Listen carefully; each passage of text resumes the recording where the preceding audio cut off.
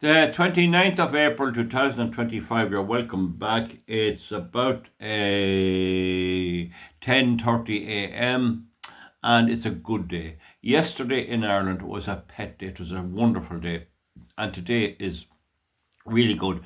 The ground is a little wet for travelling with heavy machinery, and the wetter parts of the Ireland are still very wet, but still we've had a few great days. Now, this here is about the blackouts in Spain, and I've left my earlier videos about the Irish Academy of Engineers. I've left that there so that it's really a continuation of this. Now, yesterday evening, sometime around rush hour, the grid in Spain, which connects with Portugal and part of southern France, collapsed. All the lights went out, everything went out. Trains stopped in tunnels, trains stopped on railway lines. I think nobody died, as far as I know, and we have to be thankful, touch wood, and thank God for that.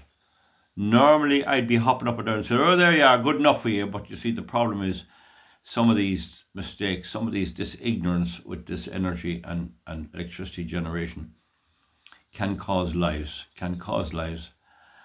And sometimes it's not the blame of the companies, because we had a storm in Ireland about the 24th of January this year, and it wasn't really anyone's fault. And I think some man died because his oxygen generator would not work. But that's not anybody's fault.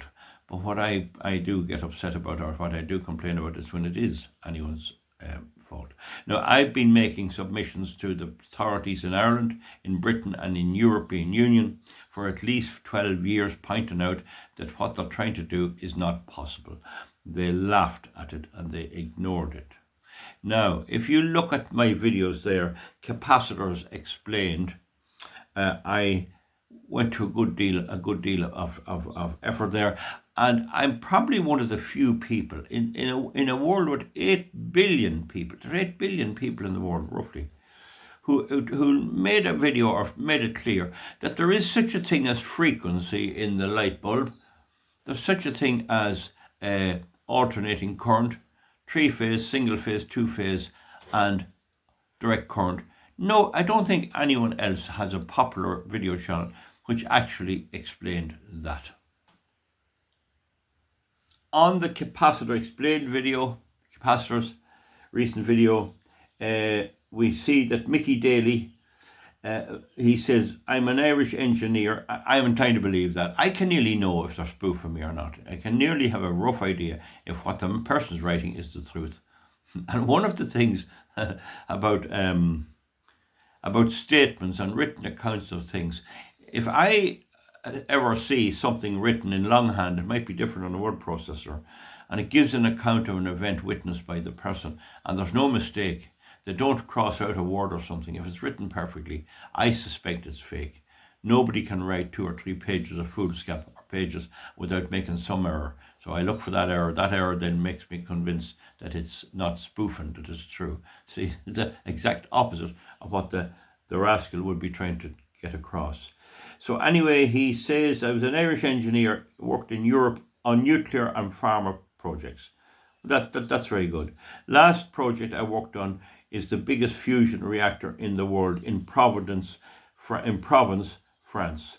Now, FR, is that France? Probably is. Provence, France, I presume. So, FR, France, Provence, must be a place. Our top scientists have lost the run of themselves. That is so true. Our top scientists have lost the run of themselves. They either don't know, or they're not even able to explain it if they do know. They've lost the run of themselves and are backing white, blue and pink elephants. Yeah. You can't go out and change the wheel on the car, or change put on bag manure on the ground without counting the number of bags, without getting the right spanner. There seems to be a feeling that, if you just put your hand down, you'll find a spanner from nowhere. You know, there seems to be no such thing as preparation, or having the right tools for the job, or making sure the equipment is suitable. And if you remember, during the blackout here, I warned people against buying generators.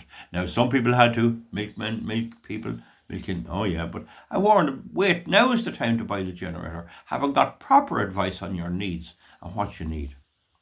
I came back to Éire, that's Ireland, started my own company and doing some research in UL. UL. I have no idea what UL is. No idea. Nearly all physicists there, well, UL must be University of Limerick, I'd say. So that's what that is. Nearly all physicists there are from the Asian subcontinent. And I noticed that because when I Google something, like doing a tap on a thread or using some machine, the accent is nearly always from India. There must be a better education system in India, from the Asian subcontinent, and teaching the state of the art. Must be the word good, I suppose, I don't know. But from 100 years ago, so I take it that these teachers in India are using 100-year-old technology and they're not just up to speed.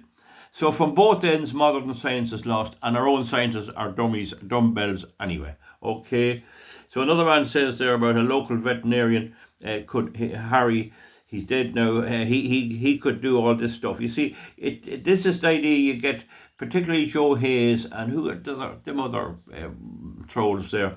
Oh, leave it to the professionals. That's it. Leave it to the professionals. Do not ever think it out for yourself. And then you can connect a high ohms resistor across the capacitor and discharge the safety. You can too, surely. You can do that. I had to do it with an insulated stick. Anyway, how do you get connected? That's the question. So I recall, now, this man had a kit. So, pretty good explanation and the start capacitors. Now, I might do a bit more and start and run capacitors and a bit like that, but this I have to now get down and deal with what I think happened here. Now, also on the one about the Irish Academy of Engineers, who have quite rightly pointed out that net zero is a pipe dream, a waste of money. And someone says their people are in council houses and they're beginning to change their vote, they're beginning to think, you know, something is too late. You know, people keep voting Fianna Fáil. Tell them vote Fianna Fáil, Fine Gael and Sinn Féin. I mean, Matt Carthy got a big vote in Carrickmacross and all around here. Mightn't be talking to him about capacitors. You know, oh, United Ireland, that's it. That's the sum total of what they voted for. No little bit of education or anything else. And the universities are teaching fake education. And some man says here, you make perfect sense, James Quinn. Keep telling the sense. I just got my ESB bill. There's Timothy Finn. It's €417 for 2 months, the largest ever. See that? So anyway, going on like that anyway, and all about the madness that's going on. Any event, if you look at what happened in Spain, you'll see that 90% of the editorials, oh, what happened? Oh, someone got stuck on the train. Oh, there was disruption. I don't give two damns what happened to them. As long as nobody died, I wouldn't like to see anyone dying. If they're stuck on trains, to hell with them. They voted, right? That doesn't bother me. What they're really trying to do with all this useless information is hide the cause of the blackout. So I checked it out this morning on the BBC and many other things. So the first thing is unusual weather event. Climate change. It's caused by climate change, according to some reports. Oh, there was different temperatures in the Mediterranean and on the Atlantic. Oh, isn't that wonderful? Well, I can tell you here, we're in the middle of the Atlantic and the Irish Sea is only about 16 miles over there, and certainly it's colder there than in Italy. You know, it's different in temperatures. Now, the other thing is that they're blaming the temperature extremes for the cabling over the Alps or whatever mountain is over there and the high ground. They say it wasn't fit to cope. The cabling for high voltage lines contains one strand of steel wire surrounded by strands of aluminium wire. The steel wire forms the weight carrying function. The aluminium carries the electricity carrying function, and both carry some. It's at very high voltage. So how would the temperature affect it? There are no reports of fallen lines. So again, oh, it's climate change. Climate change. This is what they're saying. But there was a Cuff chap there, Paul Cuff. He's in UCD, I think, in Dublin, University College Dublin. And his general synopsis was, it's very hard to say. Until we get more information, we won't know. But he did make it clear. I'm not particularly knocking him as such, but he did make it clear that keeping the grid running is a sort of a tight wire act. It keeps you on your toes. Now, remember, I've already made this clear. If you have a grid running on all fossil fuel, you have rotors there, some of which are up to 180 tonne. One rotor being made for a power station in California by the Songs Group is 180 tonne and it's turned on a lathe. It's a solid piece of steel and it's turned on a lathe, and the slots for the wires are milled into it and they can be seen there. I might manage to post some of them here. You understand that? So 180 tonne. I might also manage to post a video here of there's a one of an old municipal generator in Switzerland. It powered a town and it's a big wheel going round. And the whole idea of that is to keep the frequency stable. The frequency in Ireland and Britain and Europe has to be kept within 1% tolerance. That's 49.5 to 50.5. And if you go into AirGrid Smart Dashboard, you'll see the frequency meter there showing you what the frequency is at any one time. Now, I also saw one report there of a journalist out there somewhere interviewed on some of the television stations. Don't know which one it was. My laptop is not responding somewhere, or something wrong with it. I don't know. Having time to fix it. But I saw that, and he's talking about frequency. Now, where did you ever, on a popular channel, hear anyone ever talking about frequency? As my father used to say, he'd shake hands with himself. I'm the one who has been explaining to you how the polyphase system works, how the alternating current works, how the different phases work, and how the capacitors work. I'm the one who's been doing it. And in the case of my 3 videos, which I commend to you all, I put them up there recently again, they were made in 2011. So it's nothing new to me. I built these systems as a hobby. I had my own wind turbine. So the thing is that I explained that the frequency is kept constant by the weight of the heavy rotors in the generators, which can be anywhere from 25 tons to 180 tons. And they're all spinning round in unison and they have huge momentum. So that if all the fossil fuel was cut off immediately, driving them, they'd run for another little while. That's the momentum of the system. And because of that, and because of the nature of electricity, the parts, the capacitors, the triacs, everything, what all could you name? Semiconductors, all of the things, including the fire doors in hospitals and big buildings. They are all designed for that frequency. You can have a little bit each side. And there's no problem having it with the conventional generating system. Hydropower is, it has a frequency. It's stable frequency because the water is kept at a certain speed going in. River hydro. Condensing steam turbines have a big steam turbine, and between the turbine and the rotor you have huge momentum. Open cycle gas turbines are just a jet engine, very little momentum, very little, but very little. Combined cycle gas turbine have the steam turbine and the open cycle, so you have a lot of momentum. So when you put them all together with no renewables, you have adequate momentum. So any bit of a change in the load won't affect it that much. But then they come along in Spain and everywhere else, and in Ireland, they start importing power from the UK, and you can't easily put 3-phase power under the sea, so they convert it to DC, and that means it loses all its frequency. Batteries lose all their frequency, no frequency at all. Wind turbines create direct current, which is changed by means of an inverter back into that 50 hertz. The inverter takes its reading from the grid, which takes its reading from fossil fuel generators. I am the only one in a world of 8 billion people who carried out research, who grabbed bits of information from books, who had a wee word on the quiet at meetings with people in the business, who asked engineers going around. There are engineer friends of mine who go around inspecting power stations all over the world, and I do ask them, will you put in a wee word there and find out? And I get this all confidentially back. And the result is, I have discovered that they consider 36% free scyronous power essential for the stability of the grid. In other words, you need 36% from coal, oil, gas or nuclear. It must be thermal. It must be some regular system. And river hydro is the same. 36% will let them be careful and watch carefully, but it'll do.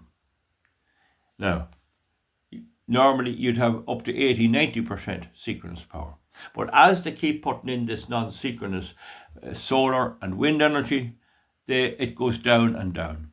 And if you Google there yourself, maybe you'd find it. Spain stopped the last of the coal-fire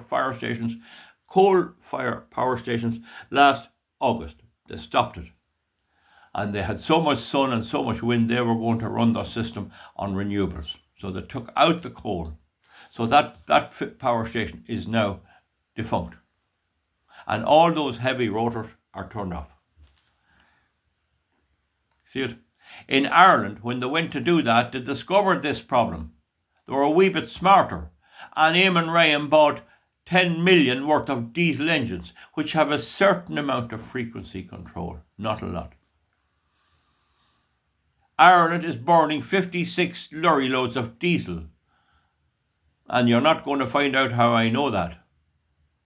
56 lorry loads of ordinary agricultural or road diesel every day to make up for the shortfall by shutting down power plants on the Shannon estuary. In Spain, they didn't buy the diesel engines.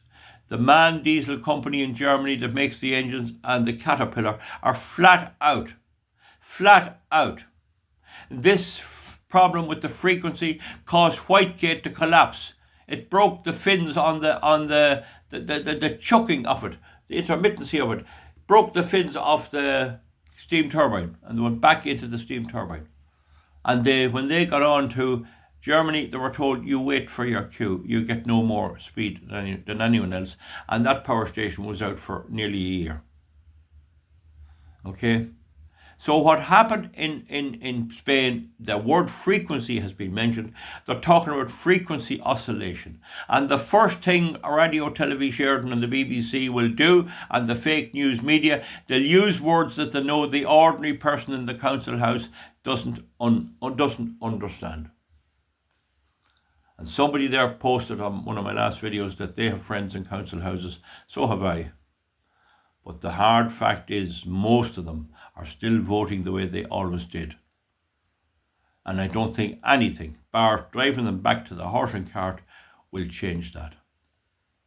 So, what I believe happened, with scanty enough information, but we have the pointer, frequency is mentioned. We have blaming it on climate change. Good old reliable there. And the next thing is they'll blame it on Russia. They shut down the coal-powered scyronous power station last August, and they got away with it until now. It's Russian roulette. If you know what that is, if you don't, please Google it. Russian roulette. And yesterday evening, the appliances on the grid, which are designed for 50 hertz, they'll take a little bit each side. Capacitors will work well at that frequency. If you change the frequency, they won't work well. They'll heat up. Resistors, transistors, what do you call those? Semiconductors, all of that, including the fire doors in hospitals.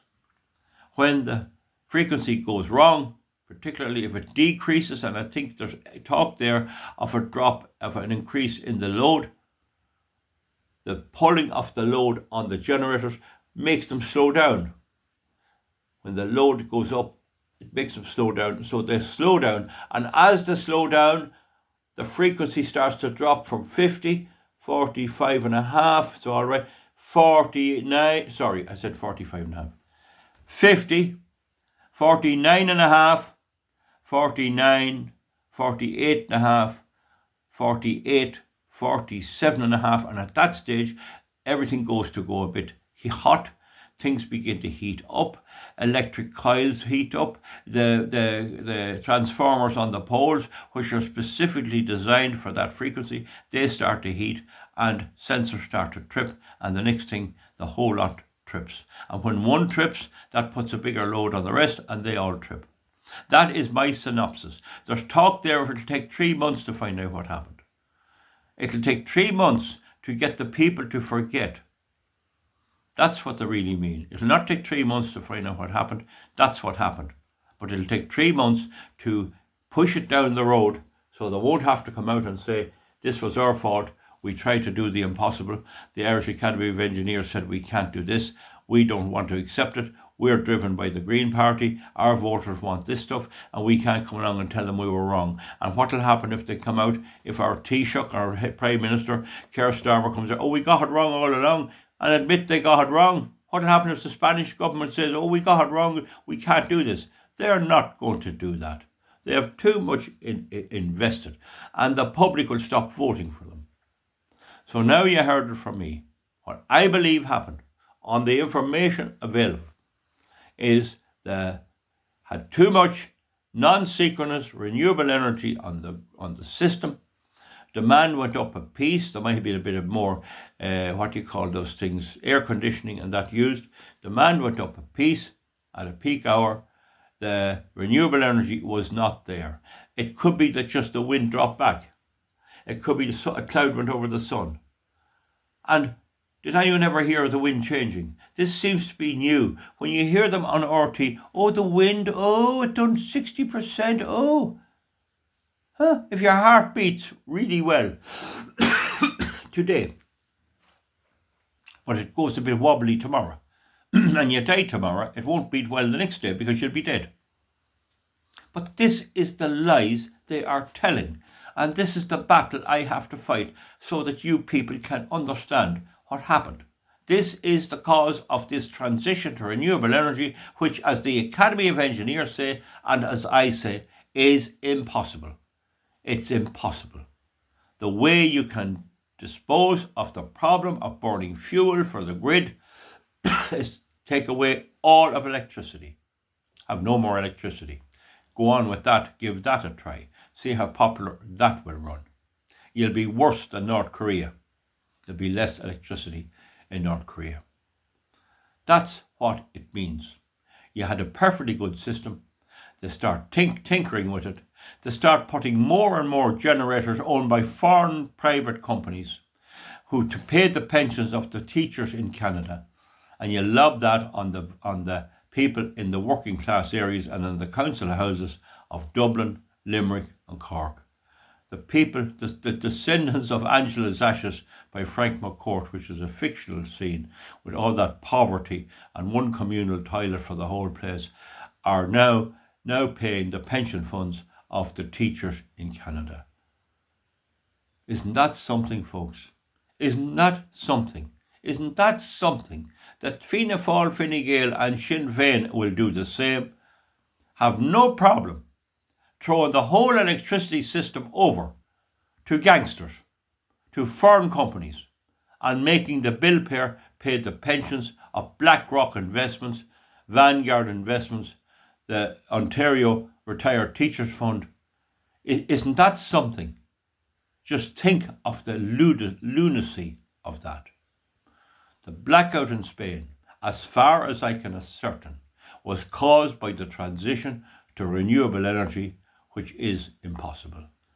See you back soon. Comment underneath. Thank you.